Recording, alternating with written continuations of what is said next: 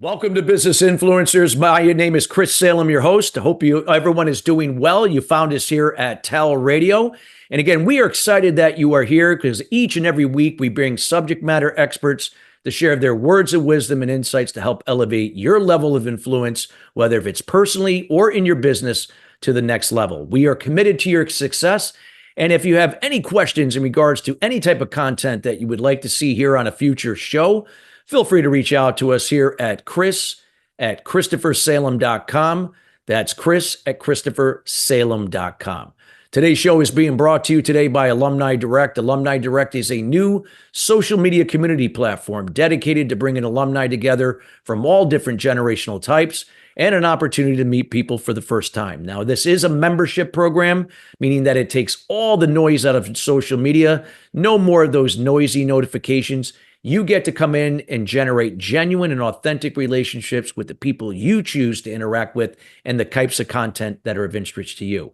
You could form as many groups as you like, whether if it's your alma mater, where you went to school, maybe a fraternity, or a special club. And it's also for professional athletes that are transitioning into everyday life, where you can now bond with other athletes that are going into everyday life to make that transition more seamless for you because you share a common ground in that area. If you'd like some more information about Alumni Direct, check them out at alumnidirect.com. That's alumnidirect.com. Well, we got a great show for you today. We are going to be talking about get your mind on the money. Yes, and it's not just about money, but what money can do to help you create the life that you deserve. And many times people have good intentions, they're just not sure how to apply them. Well, we got the right person here to talk with you today. His name is Pete Fuldez, and Pete is somebody I personally know. We've gotten to know each other over the last few months. A great guy in the Las Vegas area, but nonetheless, he serves people anywhere around the country. So again, you'll get a chance to learn more about him also here in the show. He is a certified financial fiduciary for Platoon Life. And again, he's going to be sharing a lot of insights to you here on the topic on get your mind on the money. And without further ado, we welcome Pete to the show. Pete, how you doing today? I'm doing great. Thank you, Chris, for that introduction. I appreciate the opportunity to be here and to share with you and the world a little bit more about our message and our purpose. Absolutely. So let's just talk about it. Get your mind on the money. I mean, I've always been taught that, we got to think differently. We can't just dream, but we got to have a plan. We got to think. We got to think about what's really important to us. And yes, there is a challenge. There's always challenges. But if we think those challenges are going to work against us, then that's what's going to happen. We have to see the challenges as opportunities that we can turn into those results. So what is it we want to accomplish? What is that challenge that could be better? What are the results they seek that you don't have now?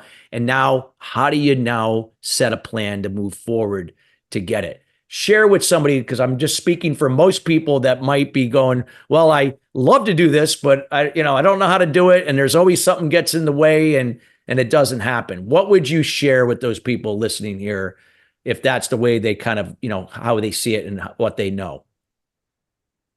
What I would share is what I hear is a lot of external pressure, whether that's from people, whether that's from society, whether that's from a boss or partner, when it comes to what should be, what could be, what would be, rather than what is.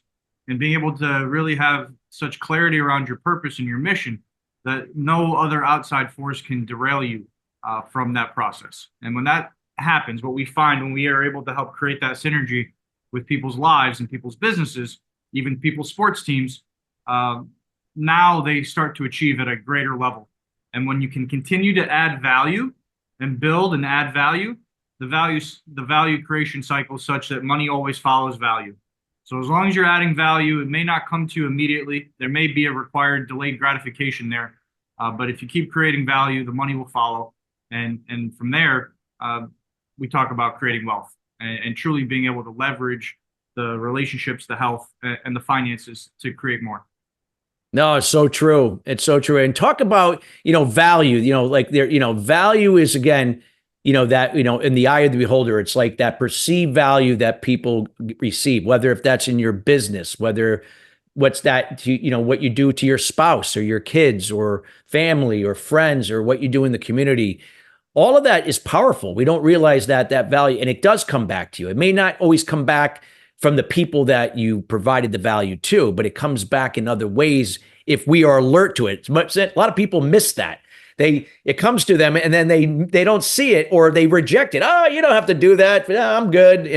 And now they're declining an opportunity or even some money that was being offered to them because they did something good. And, yeah, I see that all the time. So share some insights to, that from your perspective when you work with, clients in and around, getting their mindset in the right place to generate that wealth, but not just for the money itself, but for the things they want to enjoy and do in their lives. Absolutely. Well, you did mention it. Awareness is one of the things, right? Because sometimes if it's staring you right in the face, but you're not aware enough to see it, it passes you by. So that's something that definitely we see all the time. When it comes down to what you mentioned as far as values go, as far as understanding the value creation, when Pluton Life, what our company is founded on is the fact of Pluton meaning giver of wealth. And true giving, in our belief, is that you give without expectation. True giving is such that there is no belief or understanding that anything is coming back our way. We give because we can, and we're in a position to give, right? And so the appreciation around that process is such that what we've also learned and what we know is that when we do deliver and when we do give abundantly without expectation, it will come back in a form. It may not always be money, but maybe it's a relationship capital, something that later on down the line, we've earned that equity with somebody, that now we're that trustworthy source and we're the people that they want to help share other people with to help them, right? Their closest family, their closest friends, their closest business partners. And so really, when you get the synergy of wealth in your life, it's not just about money, but being able to have that self relationship, know who you are, love who you are, embrace who you are, and then be able to share and give value to those that not just want to receive it, but those who appreciate what it is that you're giving, with no expectation of getting anything in return. Because really, I don't know about you, Chris, but somebody gives me something, I always want to give back any way I can. And frankly, this interview is one of those opportunities, right? Giving me a platform to speak and to share.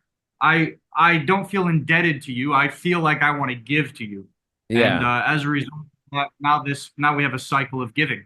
And when we follow that cycle of giving, what's possible with the human power is an endless possibility, one that's beyond where we can even see. And that's when magic starts happening in culture and family, in society, and in business.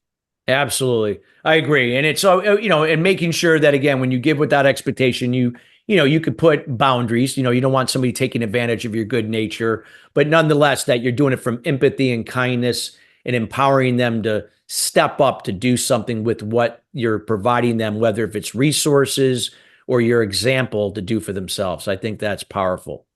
Powerful stuff. Yeah, you brought up a great point, right? Nobody likes being taken advantage of. But if, with a certain mindset of giving, what's the advantage, right? If you give with a full heart, don't make a commitment that you can't live up to within your own values, right? Yep. The way that it becomes incongruent is when you do something outside of your value system, right? The things that are important to you. And so once you start giving outside of that value system, then you become incongruent, and then you start feeling like, hey, I did this person a solid. How come they're doing this to me? And then we get into the victim and that blame game, and that's when we go down that downward spiral you kind of mentioned early on. No, absolutely. What would you say that, again, like if you were, get money, get your mind on the money, to get you on that track, what would be the first thing that if you were sitting down with somebody that you would, I know you mentioned a few things here, but like, to kind of set a plan in motion for them, kind of walk through that process? Yeah, so the Pluton possibility process, what it really starts with is establishing strong values. Now, everybody has values. I'll give you an example for myself. It was always real clear that, what you can see with your values, you can probably pull up your calendar and see where you spend the most time, right? Or you can look at pictures or kind of what it is you're doing every day. And your values are reflected in that. If you're spending 12 hours a day working and you say to somebody, hey, I hate my job, the reality is there's something in that process you value. It might be that paycheck at the end of the 2 weeks, right? or it might be the raise or the promotion you're trying to get. But there's something in that 12 hours that you value. So what we really do is hone in on where your values truly lie, what really motivates you, so that when you get up out of bed, there's nobody that needs to tell you, share with you, or direct you of what to do, but you're driven by what you value most. And so for me, for a while, I would say, work, family, and my health. Those are the three things that I value the most. But I've gotten real crystal clear that specifically it's my wife and kids, right? Above all else, it's teaching and learning, which transcends into all those other areas of life, health and family and kids, wife and kids. And then my health is really a matter of mental and physical balance. And so for me, that looks different than it might for you. But for me, what that looks like is that I am consistent with my diet, with my exercise, getting out and getting, true vitamin D from the sun, being able to interact and socialize. Those are all things that help me mentally stay on point and physically feel my best.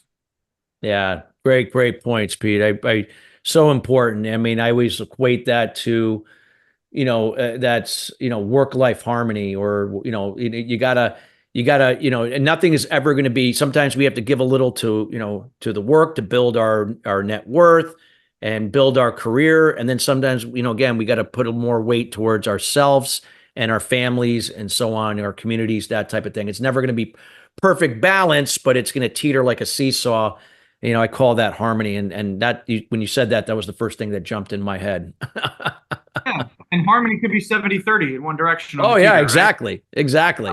It's never going to be like, it doesn't have to be 60-40, 55-45. It can be, but it varies. As long as it's not one extreme to the other, that type of thing. I think the notion of work-life balance as being 50-50 is just a misconception out there, right? That's even more stress, because just to get the balance would be, that's like striving for perfection. That ain't ain't gonna happen, and so on. But no, I like the points that you're sharing. They're valuable points in there.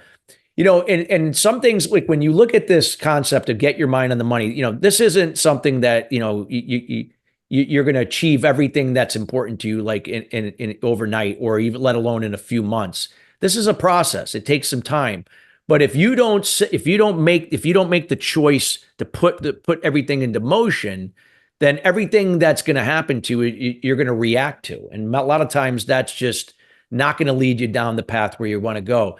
Again, going back to the planning and the strategy, like sometimes like somebody like yourself can see it from a third party perspective. You're neutral. It's not like and you're able to kind of, maybe see things that they can't see, and why that, and explain why that would be valuable. Absolutely. I think when you're in the moment, especially, and it's your life, there are perspectives you have that are filled with emotion. And when we fill those experiences with emotion, we get out of neutrality, right? And one of my favorite mentors, Trevor Moawad, he was a mental conditioning coach that worked with Alabama, Georgia. I had the privilege of working with him as a teenager and into my early 20s as an athlete. And Trevor wrote a great book called Getting to Neutral, and another book called It Takes What It Takes.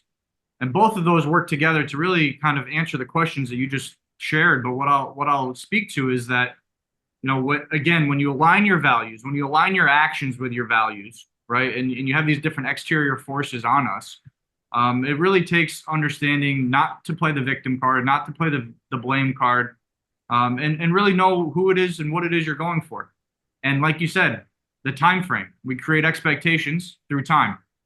And goals are built in time and space with an end destination, right? But purpose is through time and space and beyond any certain endpoint. And so when you do get to that next level of thinking beyond your time and understand what it is you want to leave and create, that's when we found that majority of the people we work with now don't need any exterior motivation. And some of these tangibles like money come into their world in abundance in a way they've never showed up before. So getting to neutral, being able to get to neutral in these moments of polarity, these moments of highs and lows, really allows you to get through things in a different kind of way and take the good in them. Nothing is perfect. There's a lot of perfection and imperfection, and failing through, succeeding through failure, and understanding that failure really is just an opportunity for a lesson. It's really not the end game. And that's really what we work with so much with athletes, and what athletes tend to grasp so well in our society, because in an athlete's world, you're especially baseball. When I was a pitcher, if nowadays you could hit 250 and you could still be okay. 25% of the time you could succeed and you're still top of the line. Hopefully, 20% of those 25 hits are going out of the park, and that's what gets you those 9-figure contracts. Exactly. But finding the failure to move you forward. No, it's so true. Yeah, and I'm a big fan of sports, baseball myself. So, and you played the game, and a lot of things you can learn from that you could equate to in everyday life, and so true, so true. What are some other things that you feel that we haven't discussed that you feel could be really valuable to people listening now or listening later that can really start to allow them to see that their dreams and what they're trying to accomplish isn't so far-fetched like they think if they just, again, start where they're at and, apply it some of the things that you've already talked about here today? That's a great question because, again, some of these things might sound a little mystical or far-fetched for someone that's really struggling to break through. What I would share is habit inertia. Okay, so inertia, the force continuing that propulsion through and continuing that momentum, but habits, right? Habits in every part of your day. I know there's a lot of things on social media these days, more and more all the time, about waking up at 4 a.m. or by 6 a.m. and making sure you have a 12-hour work week, or excuse me, a 12-week year every few months, right? These different ideas of compressing our time. And really what at the center of all of these different modalities or thought processes are is stacking habits. And the way that we do that is by finding one thing, starting with one thing to improve upon and make better. And you mentioned our net worth growing, but part of the foundational process is understanding your self-worth. Oh, absolutely. Number one, self-worth so important. Oh, yeah. So, and if you can't move around, right, you're physically in pain. That's going to inhibit how you feel about yourself. If you look in the mirror and you don't like who you see, I've been there before. I won't speak for anybody else, but I've been there before. Oh, I've been there. Oh, yes.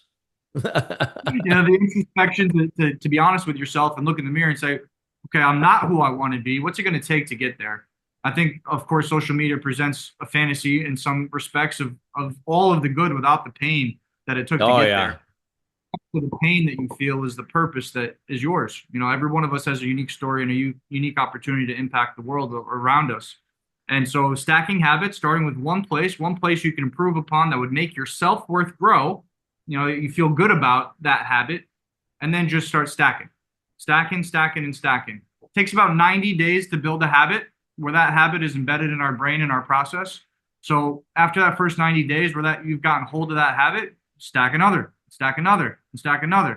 And the amount of time that it'll take you to implement that habit will slowly decrease from 90 days because now you've trained yourself how to create consistency in your world. Well, you just said an important thing is consistency. And I've always been a big advocate of, like you even alluded to it earlier, like if you're waiting for this external motivation, that good luck, because and even when it's there, it doesn't last. Yeah, we can't. It's not like you're going to be at a Tony Robbins function every day or every weekend, right? It's got to. So you have to be disciplined. That means, and being disciplined means that you do things that you don't like to do it, but it's going to serve you both physically, emotionally, spiritually, financially. It could be across the 8 pillars of wellness, to get that harmony you were talking about. But by doing it and being consistent, it's like with anything, you do it long enough, you're going to get better at it. And then it becomes now a routine at a subconscious level. And then now if you're stacking that foundation, it's like with anything, you build a strong foundation, your house is probably going to be solid for a long, long time with very, very little problems. Faulty foundation, you're going to have problems. You're going to be managing a lot of issues. So you made a great point there. And that's what I took away from it. That's awesome. If you're looking for approval on what your mission or your vision is, and you don't have that strong foundation, then the critics and the trolls out there are going to be real easy to break you down. And then, now you're off track. Now you're no longer pursuing what you're really meant to pursue or what fulfills you the most. Real quick, I continuously talk about values. The voids in our life create the values that we have. To create a fulfilling life, we have to fill as many of those voids as possible. Yep. And so ultimately, the more we can do that, the better off we are. I think you know from experience, Chris, when you do have a level of success where you're financially able to start to travel, to start to buy the things you always hope to buy, the shiny objects become a little dull after a while, and you start to really learn the difference between what money is as a tool and what money is as a part of fulfillment. So true. So true. Yep. Great point. Wow. Some powerful stuff that you're sharing here.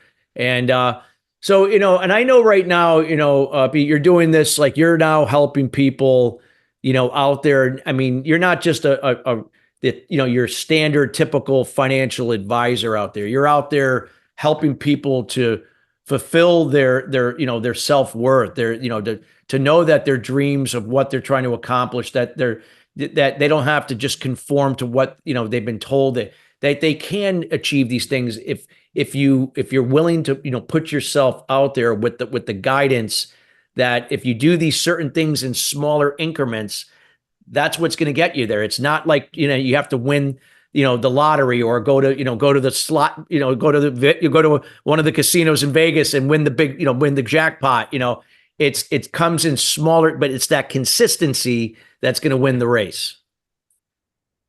No doubt. And it's interesting, statistically speaking, jackpot winners, lottery winners, even pro athletes, the reason why their wealth goes away over a period of time typically is, again, going back to guilt or shame, not feeling worthy of what it is you've won, being handed down, right? Even when we talk about legacy planning, creating generational difference, by typically by the third generation, by the time the grandkids get their hands on the money's gone, right? These are people that haven't built the true value around what it took to get those funds. And then for an athlete, typically, right, giving it away to agents, to family members, doing things for other people, not being clear on what it is their life is going to be after all of the stardom that they experienced, right? And so being so clear on who it is you are, that you go from live from a perspective of giving value, providing value. And really the biggest thing that money can do as a tool is create more leverage than any other tool out there. So you can do more and more, and create more and more opportunities. Well, Pete, this has been a great time that you've shared here. I know we're towards the end of the show, and I can't thank you enough for taking the time out of your schedule to be here with us to share this insight, valuable information. I'd like to have the audience get to know you. Where can people find out more about you, what you're up to, and anything that you'd like to provide them? I appreciate that, Chris. One of the things that we're doing, you just mentioned it, is we've actually turned the financial advisor world upside down. And instead of targeting your finances first, we're actually helping people build their self-worth before your net worth. Because we found over and over and over again, if we do that, we've created sustainable change. And so if that's something that you're interested in, either implementing in your personal life, your family, business, or even on a sports team, we have a process to be able to take you through, and you can find this at plutonlife.com. That's PLOUTON life.com. And you can sign up for a possibility session. We can get on the phone and have a conversation around what you would benefit most from. That way we can understand how to best serve your needs. Thank you so much. And we encourage all you listeners and those listening later, get out there and reach out to Pete, connect with them on his website. Also connect with him on LinkedIn as well. He's active there. And again, a great person. And again, definitely be worth your time. And we'll make sure that Pete's contact information will be here in the show notes here later. Pete, again, thank you so much for being here. We appreciate you here at TALRadio and from the Touch of Life Foundation. My pleasure, Chris. Thanks so much. Thank you. And thank you, listeners, for joining us each and every week here at Business Influencers. Again, we are committed to your success and raising your level of influence to the next level. We will be bringing in subject matter experts like Pete in each and every week to share their words of wisdom and insights, again, to help you in whatever aspect is important to you personally and or in your business. Till then, everybody, have a great rest of your week, and we'll see you next week. Take care.